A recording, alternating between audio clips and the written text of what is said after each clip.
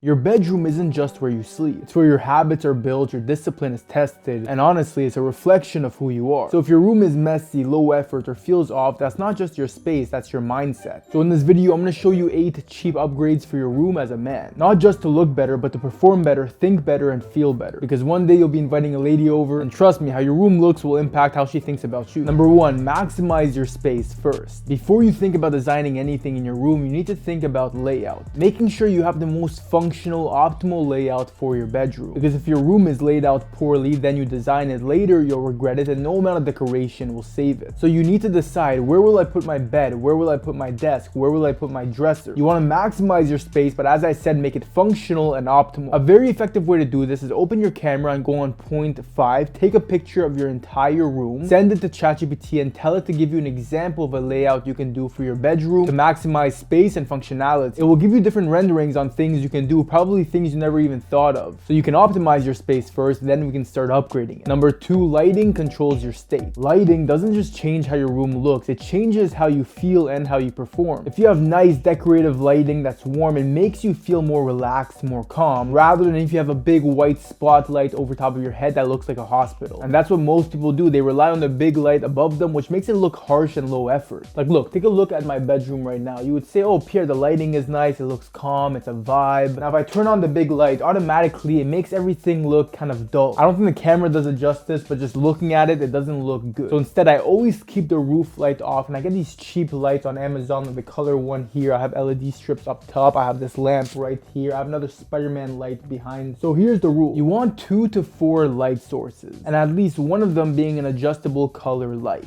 This makes it so that you're still lighting up every area in your bedroom, adding a proper vibe, a proper color tone, but with the one that you can change the color with, you can add a contrast. So as you can see, I have the purple light here, but then the regular lamp is warm. It's a yellow orangey light. And that in itself adds contrast. It elevates the style of my room. And with these kind of lightings, they're adjustable, so you can set it depending on what you're trying to accomplish. Warm light at night helps with sleep. Bright light helps with focus and productivity. Soft lighting creates a better environment when you're relaxing and having people over. Your lighting should match your intention, not just exist. It's a very simple but important factor a lot of people overlook. Number 3, your bed equals your standard. Your bed is the first thing you see when you wake up and the last thing you see before going to sleep. It's also the biggest object in your room, so if your bed looks sloppy, it doesn't matter how well you designed everything else in your bedroom. It can make or break your entire design. So the rule is you should have a theme in your room. Every theme should have up to 3 colors max. For example, my theme is black, wood, and white. I have wooden furniture, I have a white desk, I have black bed sheets. So whatever your theme is, your bed should match that. And to make it easy for you, stick to neutral colors when it comes to your bed. Get gray bed sheets, white bed sheets, black bed sheets. It'll make it a lot easier for you to design, and it'll elevate the style of your room as well, compared to if you get bed sheets with all these different patterns. Keep 2 to 4 pillows on your bed maximum. Again, your pillowcases should match your theme. And for your bed sheet, the life hack I found is simply to get a duvet cover. This way you don't have to constantly change the whole duvet if you want to change the color. You can find duvet covers at stores or on Amazon, and they're like $20 to $50, a fraction of the price compared to a brand new duvet. And remember to make your bed every morning. It's a small win to set the tone for the entire day. That's number 4. A clean space equals a clear mind. Most people think cleaning is about look, and although it is, it's just as much about your mental clarity. So you need to have a designated space for everything and remove as much mental clutter as possible. So use a proper hamper, storage bins, cable management, a tray for your essentials. You're constantly in your room working, chilling, having people over. The cleanliness and organization of your room will be a reflection of your mindset, your work ethic, and also your mood. So if your environment is chaotic, your mind will also be chaotic. Number 5, your desk setup equals your output.